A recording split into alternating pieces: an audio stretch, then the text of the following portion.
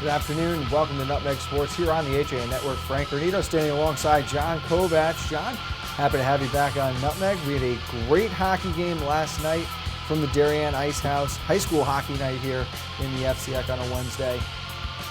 Interesting game though.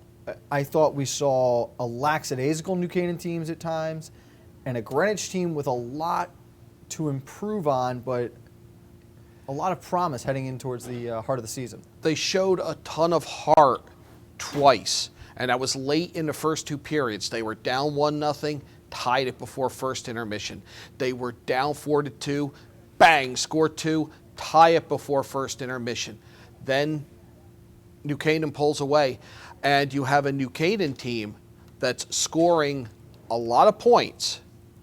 But they're also last night they gave up a handful. I mean, they gave up more than I think they would have liked to last night.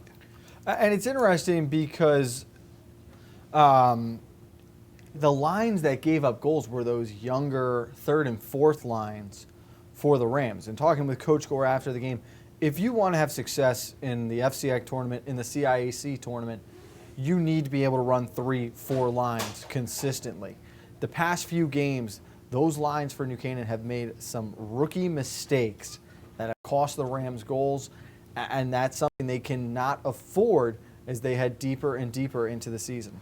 Correct. They've done a good job of posting clean sheets, of outscoring the opposition thus far, 7-2. You can't really dismiss that record, but you can't give up the amount of goals they gave up last night. The thing that I saw that really concerned me is the amount of stray rebounds. And that is a good point. Let's take a look at the highlights from last night's game, John. We'll see some of those rebounds and that action we were talking about. These are the action from last night's 7-4 win for New Canaan over the Greenwich Cardinals.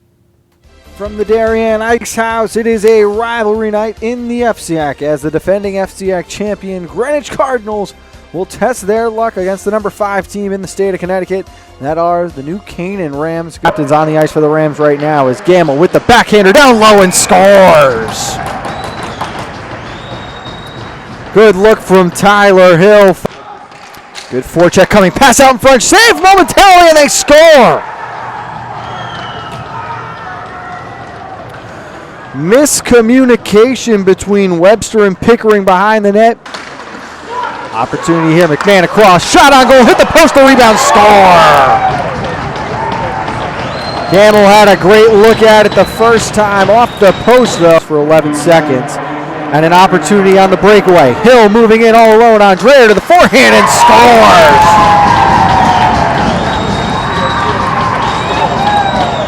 So many times with the 5-on-3 advantage, Sean, you will see teams come away with the breakaway, trying to force one off the net and no. Turnaround, rebound, score! The pressure was way up on that shift, and it's Anton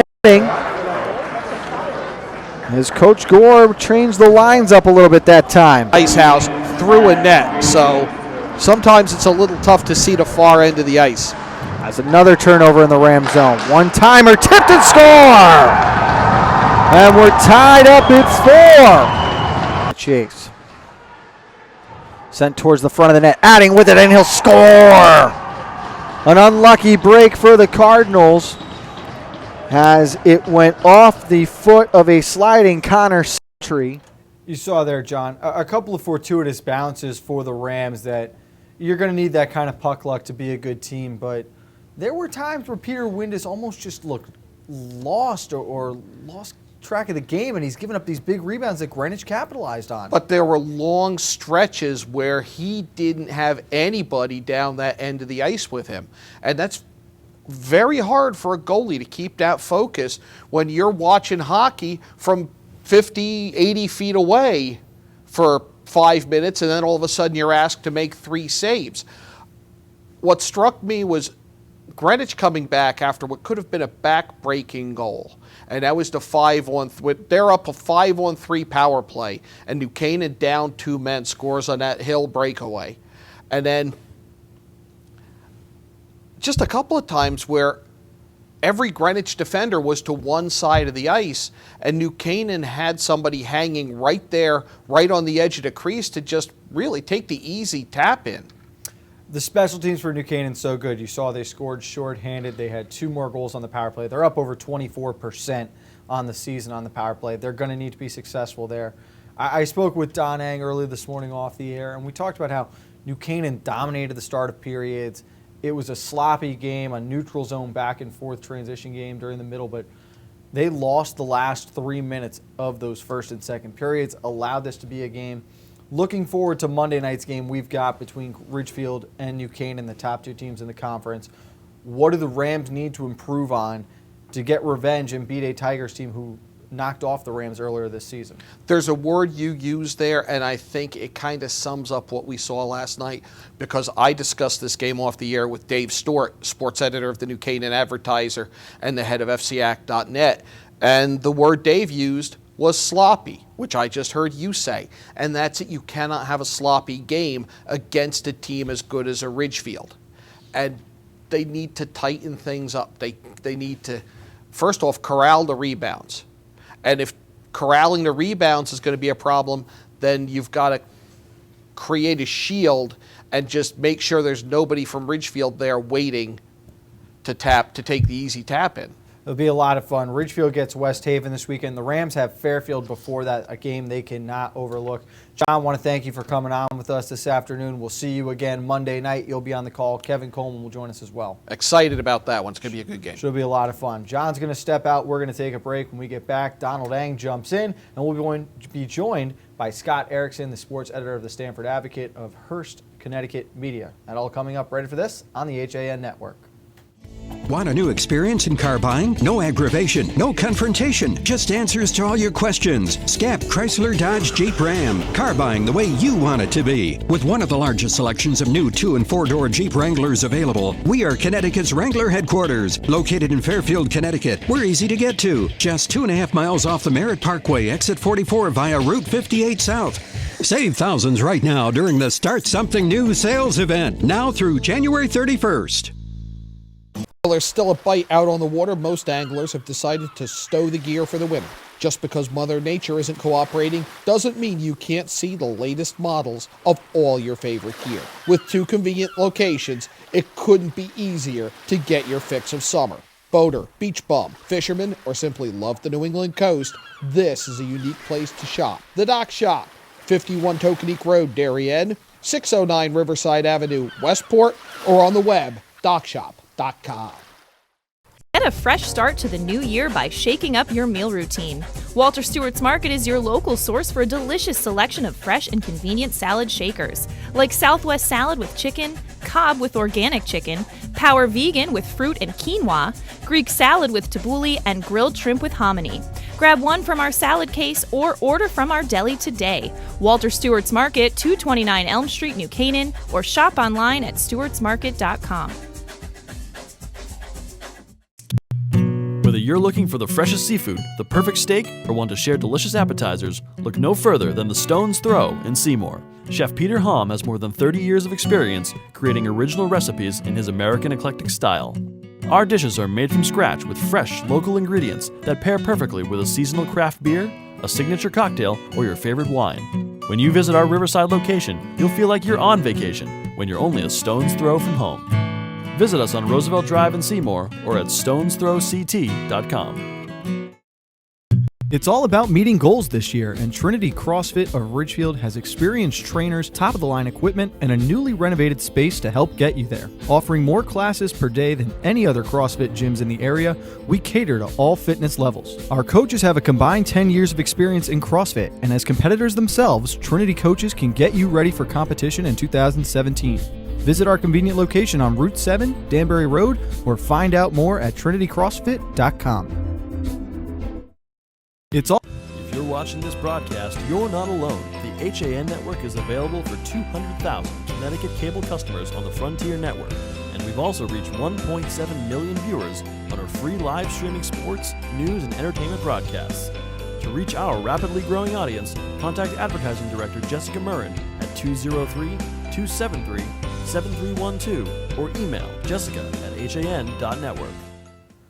Welcome back to Nutmeg Sports here on the HAN Network. Frank Granito and Donald Eng joining me now. Don, happy to have you back. I'm sorry I bumped you for John. That's all right. Kovac is the man. Now, Don, all the talking finally done. We're where we want to be. We've got that Wilton Ward game of the week tonight, the last two undefeated teams in the conference. And to help us break it down, we welcome now for the first time to Nutmeg Sports, Scott Erickson, sports editor of the Stanford Advocate. Scott, thank you for taking time with us this afternoon. How are you doing? Oh, hold on one second. Let's try that again. There we go. Scott, how are you doing this afternoon? I am well. How are you guys? We're good. Excited to have you on. Let's talk a little bit about tonight's game now, Scott. And obviously, these two teams have separated themselves from the rest of the FCIAC. What is it about these two teams individually that makes them so good?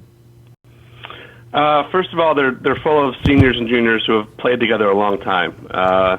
The Ward and the Wilton kids have both come up through their youth programs, and they've played together for many years. The other thing that is separating these teams from other teams right now is both of these programs have really bought into the year-round, or at least the 3 quarters of the year, playing basketball, where they're playing in the spring leagues, they're playing in the summer leagues, they're playing in fall leagues. They both have a bunch of kids that just play basketball, a few play other sports, but it's the dedication to the game, and it's the fact that they've been together for so long. And you can see it when they play. They play as very cohesive units, both of these teams do. And that's a really good point, especially when you think about Wilton. They've got 7, 8, 9 players on their roster who are all capable of leading the team in scoring on any given night. And for Fairfield Ward, this is an offense right now that just looks like it can't be stopped. What type of a game do you expect to see tonight between these two? I mean, based on the last few games they've played against each other and the way they're both playing this year, I'd be surprised if there wasn't some points put up on the board. That game they played last year in the FCIAC tournament was one of the best games I've ever seen. It was, I think, 92-90 in overtime, which is crazy. I don't know if we'll get to that point tonight, but I expect this game to at least both be in the 70s. And the way that some of the games that I've seen this winter are going, I will gladly take a game in the 70s. I've seen enough games in the 40s to last me a lifetime. Now, Scott, can you give us breaking down this game? What are some players that we should be watching from these two teams? They're both pretty deep, but on Ward, you got the Brancato brothers. You have Antonio, who's a junior, Giacomo, who's a senior, both guards, both very talented. Marcel Parsons on Ward is a very good player, as is J.J. Conway. On Wilton, you got more brothers. You got the Cronenberg boys. Matt's a senior, and Nick is a sophomore, but he sees playing time too. And then, Wilton, it seems to be a different kid every night. I think Matt Cronenberg is one of the better players in the league, and if he's on, Wilton's very hard to stop, very hard to stop. They also have Jack Wood and Jack Williams, and, they play, I think, 9 or 10 kids most nights. They're probably the deepest team in the FCIAC, and that could be the thing that separates them a little bit tonight, too, in a game that should be very, very fast-paced. And you talked a little bit about seeing a couple snoozers throughout the conference this year, and it's a topic that started as just murmurs, but it's really starting to make some noise now. The league is down, and it's no disrespect to Wilton or Ward, who are having great years and are proving themselves as legit state contenders, but this is a tough place to be right now for the FCIAC conference, Scott. It is. Part of the problem is, Central has been decimated by kids leaving for either charter schools or prep schools. When they're not winning this bad, West Hill's in a rebuilding year after back-to-back, FCIAC championships. They could rally and be okay. Danbury's had a lot of injuries. Earlier you said that Wilton and Ward had separated themselves. Danbury's still there, and when they get Fox back, they're going to be just as big of a contender as them. But it's funny, you look at the standings, and it's Trumbull, Wilton, Ward, and Darien, and you think you're looking at like the boys soccer standings, but it's FCIAC basketball, and I think it's really good for FCIAC basketball. And we haven't mentioned Darien really, but Darien is legitimately in this conversation. They've won 5 in a row. They have a group of seniors the same way that Wilton and Ward do. They haven't been in the playoffs in the past, but they are a legitimate contender, and Alex Preston is a handful. I don't know if you guys have seen Darien yet this year. And that was actually my next question. Don had just typed in, who are those FCX tourney sleepers? And we've talked a little bit about Darien off the air, and you look at their wins in that 5-game win streak too. They knocked off McMahon and Trumbull for the first losses of the season. They beaten Trinity Catholic in there as well. Just beat Danbury, who is, yes, injured, but you're right. The Blue Wave is a legit contender, and I think they could make a run with the right draw to the FCX championship. And Alex Preston might be the best big man and most consistent big man in the conference this year. Yeah, and there aren't really a lot of big men, which is one of the things when you go play against Darien. They have a couple guards that are pretty good. That kid Sweaty, Zach Sweaty, is pretty good. I hope I'm pronouncing his name right. And then, but Preston's 6'7", maybe 6'8". These teams don't have that. I mean, when you watch this game tonight, the tallest kid on the court, I think, is going to be 6'2", maybe 6'3". So he poses a lot of problems. We're going to find out what Darien's about. They play Wilton, I think, next Tuesday. They play Ward the week after that. They have Richfield mixed in there.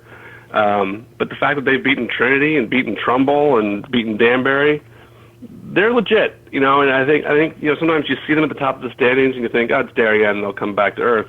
I think this team's a little bit different than Darien teams of the past. Scott, are you expecting a raucous crowd there at the Z tonight? What kind of home court advantage could we be looking at? I hope so. I mean, the Wilton crowds have been great recently. I hope Ward brings some kids down. I love that this game is a Thursday. I know they're doing it because there's a school dance, but it's a standalone game. I hope kids from other FCX teams come and watch. I don't know if you guys remember, but they used to have the FCX semis and finals at Zioli Fieldhouse. And when they have the end zone seats in and that place is packed, it's like a small arena. It's a really, really awesome high school basketball atmosphere. And I hope they fill it up tonight because it is great. It is great. We were talking with Coach Joel Gariak yesterday, and he does expect them to be at capacity tonight or close to it with all the kids coming out for this one. Scott, let me ask you quickly, who wins tonight and why do you think? Oh, man. Putting you right on the spot, I'm sorry. Whoever hits their three-pointers, whoever can hit the most threes, I think will win the game. Because these teams are both going to come up and down the court. They both don't waste time shooting. Wilton plays a little more defensively than Ward does, but as you've seen, the Ward is very hard to slow down. So I think whoever hits their threes. So in that regard, I'll give the edge just because they're home and they're used to shooting in that field house to Wilton. Because that is a big home court advantage. The depth of that place is much different than most gyms. The only places that are like that are the field house there and New Canaan's gym are very deep backdrops. And I know it affects shooters when they go into those places. So I'll give Wilton the small advantage just because they're home. Let me throw one more question at you here. A little prop, yeah, sure. A little prop bet. Over under 13 3-pointers made in the game. Over under 13 3-pointers made in the game. I'll go ahead and take the over. I hope so. That's high, but I'll take the over. I'm on board with you. I really want to see a lot of offense tonight. Scott, just to change gears here quickly before we let you go, you recently wrote an article, the FCX Too Good to Walk Away From, talking about how some of these schools are considering leaving the conference because of the woes in football right now. It was a very well done article, great numbers about how successful the conference has been, not only in football, but across the board in all the sports. In your opinion, do you really think you could see any of these schools leaving the conference? I really hope not. It would really bum me out if Ludlow or Ward or West Hill or Stanford left. Stanford's not going anywhere. West Hill is upset about their football situation. They've talked about just leaving in football to go play, in the SEC. I really hope that doesn't happen. It's a big move to get out. And once you leave in football, it kind of hurts the rest of your programs, I think, left in the league. And all of those schools are competitive in other sports. And like I said in the article, and like you just mentioned, the FCX is right now the premier conference. It was in the spring. It was again this fall, with just the number of teams that are playing for championships or making deep runs in the tournaments.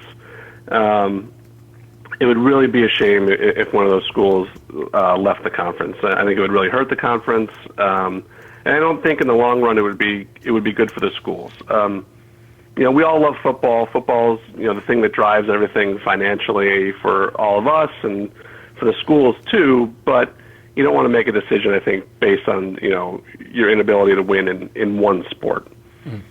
Now, you were in favor of a tiered schedule, right, for football? I believe you. I would like to see a tiered schedule. I just think it doesn't make sense to put kids on a bus and knowing they're just going to go get their brains kicked in. It's hard for a coach to motivate these kids. It's hard for these kids to get through a week of practice. And frankly, I don't think it does much for the upper level teams to go into a game knowing you're going to win by 50. Your varsity kids are only going to play, a half of football. They're going to have JV kids out there. I just think that if you separated the very bottom and the very top and then, let both play teams in the middle, I just think it would be more equitable, more fun for everybody. Because high school athletics isn't just about putting banners on the wall. It's awesome, and all credit to those schools, and they've done an amazing job with their programs. But it's about the spirit of competition too. And right now, the spirit of competition for some of these schools is nothing when they get on these buses, and that stinks for them. Well, and I agree with you, and that kind of brings me to my next point there, because we were talking about the tiered schedule in the FCIAC. Yet Bassick and Harding both walked away from the FCIAC in a large part because, as you mentioned, the non-competitive nature of these games that they were playing against a lot of the other schools, and they went to the SCC, at least in football, which has a tiered schedule for football. So your thoughts on that? Yeah, Bassick and Harding are a little different than the rest of these schools because they weren't really competing anywhere else either, other than boys basketball. They were getting destroyed in baseball and every other sport they competed in. When they went to the Tech League, that was a really good move for them. And then the Tech League decided they didn't want them around in football. So then they end up in the SEC, which I think is the best place. The lower tiers, the SEC, that's a very competitive place for Harding and Bassick to play football, to play against Foran and Law and Hillhouse and schools like that. I think that's a really good place for them. But those are different, a little bit different from, a Ludlow leaving, where Ludlow is, competitive on a state level and an FCIAC level in many different sports. I agree, and I'm glad you brought up Ludlow because the last question I have for you, your thoughts now on the former offensive coordinator from Darien, Mitch Ross, taking the head coaching job at Fairfield Ludlow. Is that enough to help this program and turn it around right now? I hope it's a step in the right direction. Ludlow has a problem with numbers on their football team. That's a double L school. And when you look at the football bench, it looks the same as Trinity Catholics, which is an S school, just in the number of kids that are out for the team. And you guys know with football, you need some numbers, you need some depth, you need some kids that, don't have to always just play both ways. Having said that, look, the Darien offense has been phenomenal under him, and, the passing's been phenomenal under him. He's developed quarterbacks. If he can do some of that and bring some of that winning feeling to Ludlow, then great. I think that's awesome. But they need to do something to get more kids in to come out for the teams first.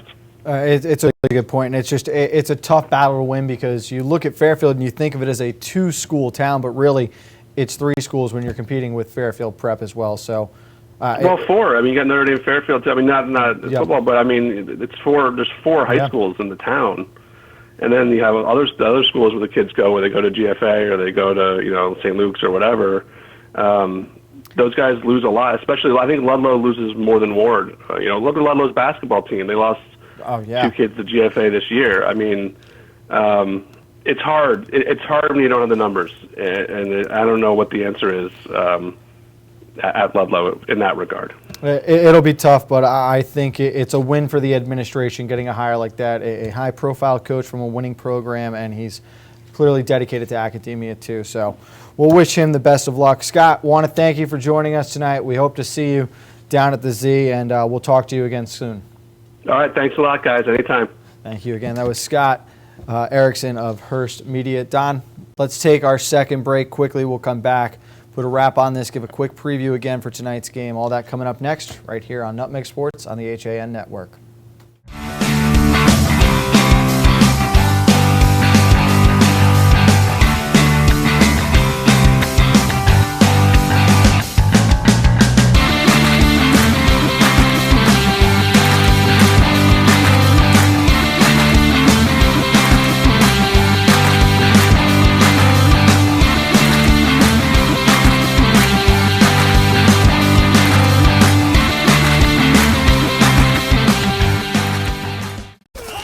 Have a sports injury or slip and fall that needs immediate care? Coastal Ortho Express Urgent Care gives you direct access to an orthopedic specialist fast, without an appointment.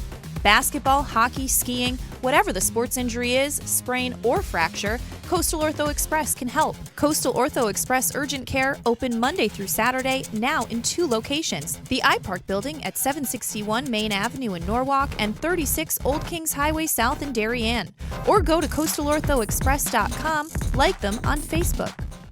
Discover a world of wellness in the heart of New Canaan. Halo Studios, New Canaan's first collaborative wellness center, offers you the freedom to choose from the best and latest health, fitness, and wellness options. Inside Halo Studios, you'll find all the wellness experts you need at places like Halo Fitness, Priority Wellness, and Sama Yoga Center. Come by for a free wellness assessment, open 7 days a week at 45 Grove Street. For more information, visit halostudios.com or call 203-594-9909. Are you ready for winter? Ski and Sport has everything you need to be fully outfitted for the season. A family-owned and operated business with over 40 years of experience, Ski and Sport's 3 convenient locations in Fairfield County offer top-quality, high-fashion ski and winter wear. In addition to clothing for men, women, and children, we also offer seasonal rentals for the entire family. Stop by our stores on 1 Ethan Allen Highway in Ridgefield, 877 Post Road East in Westport, and at 110 Main Street in New Canaan. Or visit us at skiandsport.net. Want to reach new heights in your fitness and health goals? Find what you're looking for at Elevation Spin, Train, and TRX in Georgetown, Connecticut. Elevation Spin gives you purposeful spinning workouts inspired by the road. We encourage monitoring of heart rate and energy zones.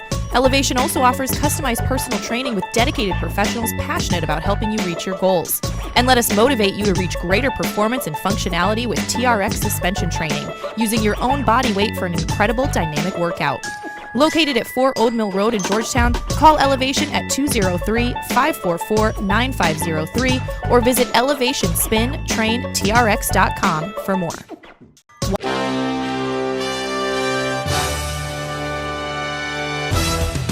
Give your day a jumpstart with the latest news, sports, weather, and more on Coffee Break, live on the HAN Network, weekdays at 11 a.m. Connecticut news doesn't get any more local than on Coffee Break. Back on Nutmeg Sports, special thanks again to Scott Erickson for joining us. A lot of good points, Don. We're running a little late here today, but looking at tonight's game of the week, undefeated Ward, undefeated Wilton. Pregame at 6:30, tip-off at 7. Who wins, and it'll be because they did what tonight? Well, I'm going to take the inverse of what Scott said. I'm going to say Wilton wins tonight, and it's because they defend the perimeter. You know, the over-under on three-pointers is 13, and I don't so much think that that's going to be the deciding issue, but how many will Ward take to hit that number? I think Wilton wins because they play just a little bit better defense on the perimeter, limiting those Ward shooters. If they can keep them down to about 25-30% three-point shooting, I think the Warriors are in very good shape. Both teams come in averaging over 70 points a game, but the defensive numbers for Wilton have been much stronger compared to Ward, who is very comfortable winning in shootouts. We saw them win 95-76 the other day against West Hill, and we said it. You score 76 points, you should win any day in the FCX. So that will definitely be something to keep an eye on. It should be a lot of fun from a wild Z Fieldhouse tonight. Don, thank you very much. We'll see you again next week on Monday. Don't forget, pregame at 6:30 tonight. Kevin Coleman and Chris Pitso join me. Tip off at 7 o'clock for the game of the week, Ward and Wilton, right here on the HAN Network.